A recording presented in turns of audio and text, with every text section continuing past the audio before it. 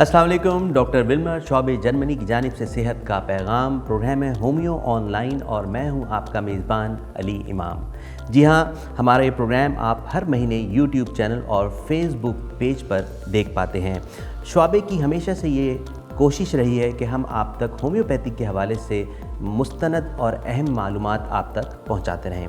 ناظرین، آج کا جو ہمارا موضوع ہے وہ انتہائی اہم ہے، موٹاپا اور ہومیوپیتھی۔ جی ہاں، اور اس موضوع کے اوپر گفتگو کرنے کے لیے آج ہم نے اپنے اسٹوڈیوز میں ہمارے بہت ہی محترم مایہ ناز ہومیوپیتھک ڈاکٹر جناب میر زاہد صاحب کو زحمت دی۔ السلام علیکم ڈاکٹر صاحب۔ وعلیکم السلام۔ کیسے مزاج ہیں؟ خیریت سے؟ بہت شکریہ آپ کی آمد کا۔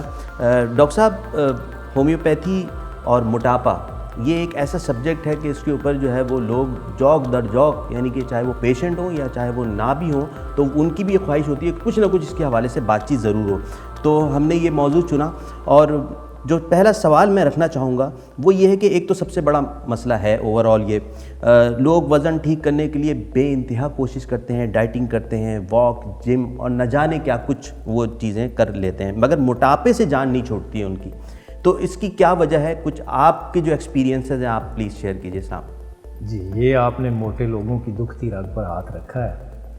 تو یہ واقعی میں نے بہت سے ایسے پیشنٹ دیکھے ہیں کہ بہت کوششیں کرتے ہیں، جی، یعنی بہت کم کھاتے ہیں اور 2-2 گھنٹے واک کرتے ہیں، 1.5 گھنٹہ ایکسرسائز کرتے ہیں، اس کے باوجود وزن کم نہیں ہوتا۔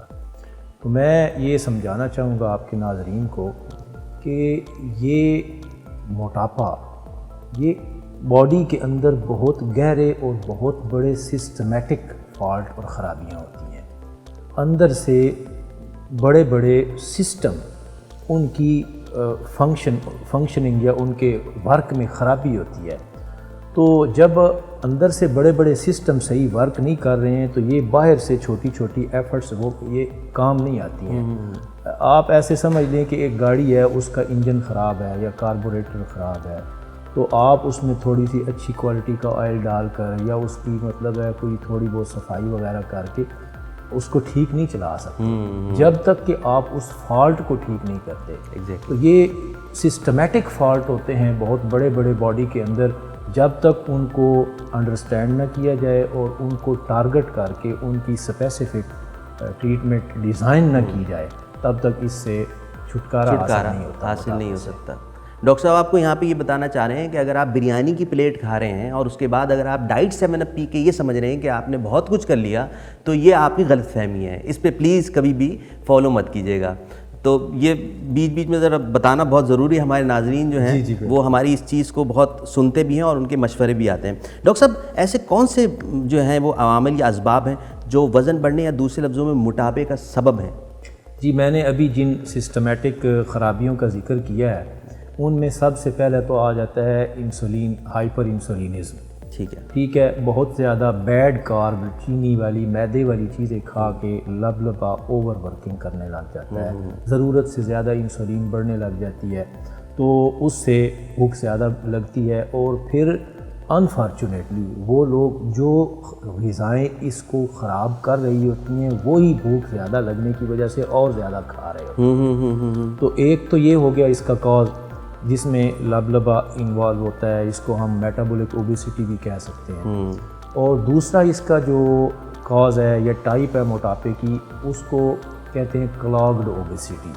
یہ ایک بک ہے فٹ فار لائف، امریکن ایک نیوٹریشنسٹ ہیں، انہوں نے لکھی ہے، تو اس میں بڑی اس کی ڈیٹیل موجود ہے کہ ایسی غذائیں جن کے ویسٹ میٹیریل باڈی سے نکلتے نہیں ہیں اور وہ باڈی کے اندر اکٹھے ہوتے رہتے ہیں، آنتوں میں، لیور میں، ٹھیک ہے، وہ پوری طرح باہر نکل نہیں پاتے ہیں ویسٹ میٹیریل، تو وہ اکٹھے ہو کے وہ اندر سے نظام کو جو ڈائجسٹو سسٹم ہے اس کو بلاک کر دیتی ہے۔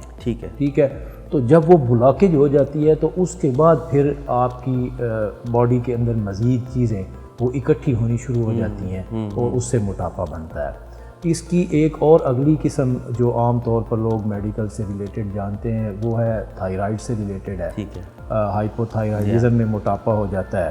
اور اس کے ساتھ ساتھ اس کے کچھ ایموشنل فیکٹرز بھی ہیں. مطلب کچھ لوگ ٹینشن میں، ڈپریشن میں وہ زیادہ کھاتے ہیں. اچھا کچھ لوگ نا ایک اور ٹائپ اس کی نا وہ آپ شوقیہ موٹاپا بھی کہہ سکتے ہیں. یعنی کچھ لوگ ان کی ہابی ہوتی ہے کھانا. صحیح. مطلب کوئی ایونٹ ہے، دوست اکٹھے ہوئے ہیں، چلیں جی کچھ کھاتے ہیں. بالکل. کچھ کھاتے ہیں. تو یہ لوگوں کو سمجھنا چاہیے کہ کھانا یا فوڈ یہ ہمارا فیول ہے. تو یہ ہمیں اس طریقے سے اور اتنا لینا چاہیے جتنی ہماری ضرورت ہے. اگر اس کو ہم ہابی بنا لیں تو پھر تو خرابی ہوگی. تو یہ مختلف طرح کے اسباب ہیں. اچھا کچھ میں نے اپنے پیشنٹس میں دیکھا ہے جن میں یہ مکسڈ کمبائنڈ فیکٹر ہوتے ہیں. یعنی ان میں انسولین کی انوالومنٹ بھی ہوتی ہے، ان میں کسی حد تک کوئی ایموشنل فیکٹر بھی ہو سکتا ہے، کسی حد تک ساتھ کلاگڈ اوبیسٹی بھی ہو سکتی ہے. یہ اس کے فیکٹر ہیں. اور ایک اور آخر پہ میں بتانا چاہوں گا وہ سیڈنٹری جو وے آف لائف ہے کہ لوگ بیٹھے رہتے ہیں کھاتے بھی. اب جب سے انٹرنیٹ کا دور آیا اور آن لائن پرچیزنگ آ گئی ہے، ٹھیک ہے، لوگ گھر سے نکلتے ہی نہیں ہیں، کھاتے ہیں بیٹھے رہتے ہیں، ورزش کرتے نہیں. اور غذائیں ایسی ہیں جن کا انرجی لیول بہت ہے، فیٹ ہے، چینی ہے، میدا ہے، ٹھیک ہے، جن میں کیلریز بہت زیادہ ہوتی ہیں. تو یہ اس طرح کے مختلف طرح کے اسباب ہیں. ہمارے یہاں جو ہے وہ کھانے کے ساتھ ساتھ اب صوفے ایسے آ گئے ہیں جس میں آپ دھس جاتے ہیں. بالکل صحیح ہے. تو اٹھنا بہت مشکل ہوتا ہے. آپ اور ہمارے لیے تو ایسی چیئر ہے کہ ہم فوراً کھڑے ہو سکتے ہیں، لیکن کچھ لوگ ایسے بھی موجود ہیں صوفے پہ بیٹھے ہوئے ہیں جن کے لیے کھڑا ہونا مشکل ہے. وہ بہت کاؤچ ایسا ہے جس میں آپ اندر دھس جاتے ہیں. اب بیٹھ گیا آدمی تو اب سوچے گا کہ کتنی دیر میں کھڑا ہوں گا. تو یہ بھی کچھ مسائل ہیں.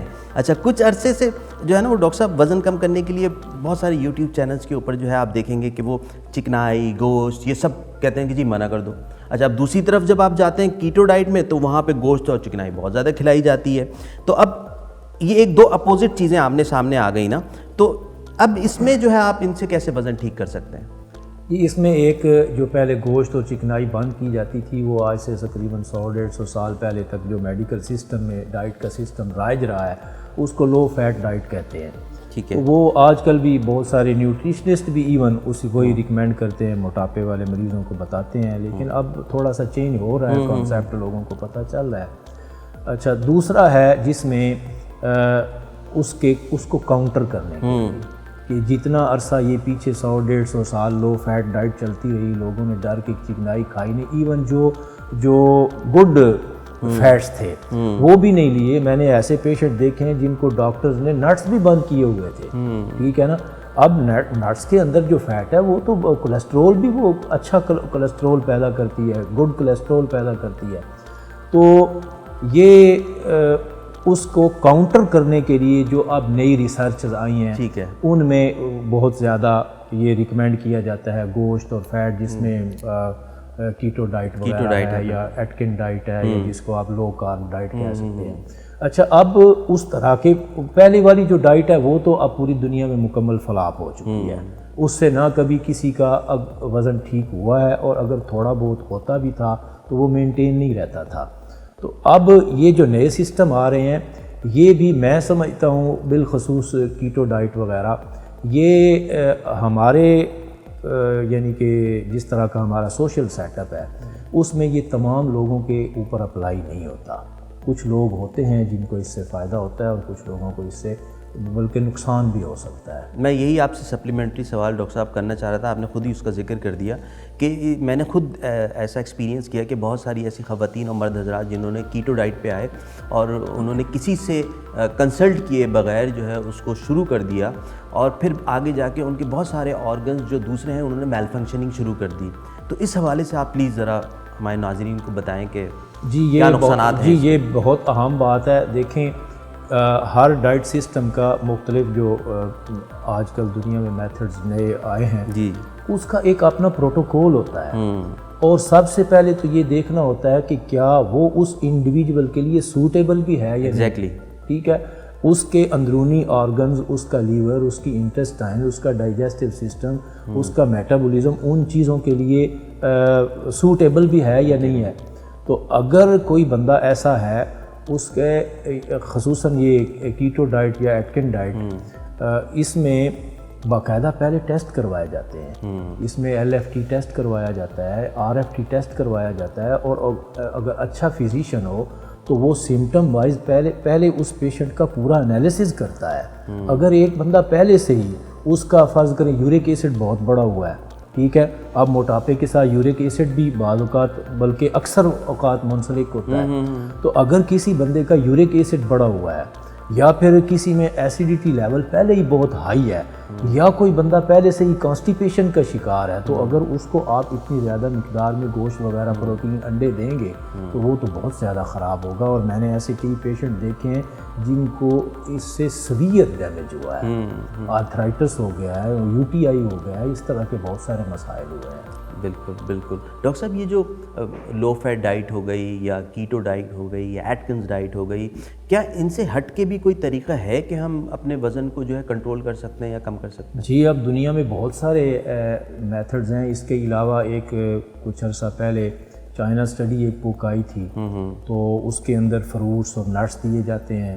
اسی طرح ایک آٹوفیجی جس کو آپ انٹرمیٹنٹ فاسٹنگ کہتے ہیں, اس کا بھی اکثر پیشنٹس کو اگر مطلب میں نے بہت سارے پیشنٹس کو وہ بھی اپلائی کیا, اس کا بھی بہت اچھا فائدہ ہوتا ہے. اچھا, اس کے علاوہ جوس تھراپی ہے.